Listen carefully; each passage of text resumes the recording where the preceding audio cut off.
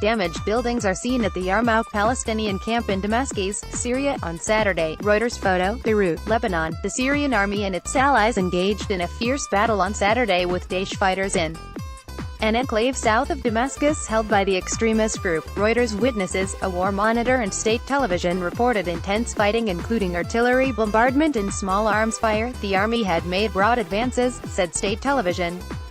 The Monitor, the Syrian Observatory for Human Rights, said it had gained control of several buildings in the densely built-up area. Footage on state TV showed tanks rolling across an open area of fields to the edge of the enclave, which includes parts of Al-Qadam district, Al-Hajar el-Aswad and the Yarmouk Palestinian refugee camp. It showed uniformed soldiers moving through battered streets with dense clouds of black smoke overhead, while the whiz and crash of artillery fire, the rattle of small arms fire and deep echoing blasts could all be heard. On Friday, Agence France Presse reported that Syrian regime airstrikes and shelling had killed 17 civilians including 7 children, in the Palestinian camp of Yarmouk in southern Damascus. According to the Syrian Observatory for Human Rights, Syrian President Bashar al-Assad this month defeated rebels in their biggest stronghold near Damascus in eastern Ghouta, and has since then focused on ending resistance in several smaller pockets near the Syrian capital. Daesh lost most of its territory in Syria last year in the face of 2 rapid offensives, one by the Syrian army backed by Russia and Iran, and the other by an alliance of Kurdish and Arab militias backed by the United States. It has held on to some areas of desert in eastern Syria, as well as to the pocket in South Damascus and one other area by the borders with Jordan and Israel, which is held by a group that has pledged allegiance to it. Russia's entry into the war in 2015 has propelled Assad to a succession of victories that have dashed any rebel hopes of ousting him militarily, but rebel groups still hold large swaths of northwest and southwest Syria. Russian Foreign Minister Sergei Lavrov said on Saturday after meeting in Moscow with his counterparts from Turkey and Iran that the 3 countries need to help Syria's government clear its country of terrorists. Turkish Foreign Minister Mevlut Cavusoglu meanwhile said Russia, Iran and Turkey needed to work with the United Nations to ensure the legitimacy of any political solution in Syria, as any military solution would be illegal and unsustainable.